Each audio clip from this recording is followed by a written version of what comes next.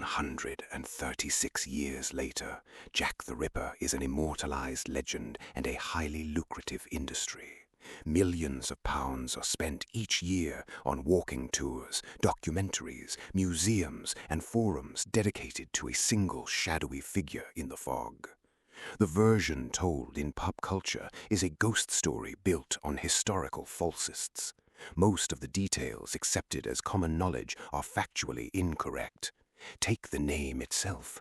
The infamous Dear Boss letter that coined the moniker Jack the Ripper and shaped the police investigation was a fabrication. Senior officers at the time believed it was written by journalists to sell papers. Modern science hasn't fared much better. In 2014, a DNA test on a victim's shawl was presented as a definitive breakthrough. Forensic experts quickly pointed out that the results were inconclusive, citing a compromised chain of custody and a high risk of contamination over the last century. Chasing these sensationalized accounts has obscured the actual evidence.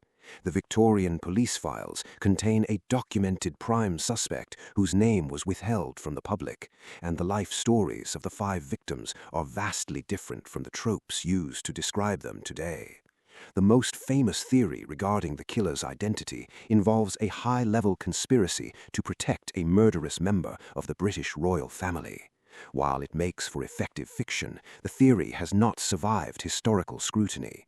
It relies on unverified sources and claims that subsequent researchers have found to be demonstrably incorrect. The suspect with the strongest contemporary evidence is found in the private records of the investigators themselves. 3 senior Metropolitan Police officers who worked the case independently identified a local Polish-Jewish immigrant named Aaron Kosmanski. Chief Inspector Donald Swanson recorded in his personal notes that a witness had positively identified Kosmanski at a crime scene. According to Swanson, the witness refused to testify, and the suspect was eventually committed to a lunatic asylum. The police did not hide Kosminski's name to protect the crown. Whitechapel in 1888 was a district under immense social tension, and the local immigrant community was already facing hostility. Officers feared that public naming a Jewish suspect would trigger anti-Semitic riots across the East End. The decision to withhold his identity was a calculated, desperate attempt by the police to prevent mass violence in a volatile slum. Reconstructing the reality of this case also requires examining the lives of the women who were killed. For a century, they have been categorized almost exclusively as an organized ring of sex workers. Recent research by historian Hallioghan of the records indicates that at least 3 of the canonical 5 victims were likely not soliciting on the nights they were murdered. To understand their vulnerability, look at the microeconomics of Whitechapel. A lodging house bed cost exactly 4 pence.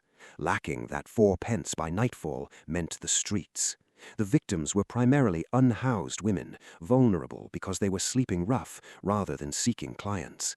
There was no social safety net for women in 1888 London. For those fleeing failed marriages or struggling with poverty, there were no institutional protections.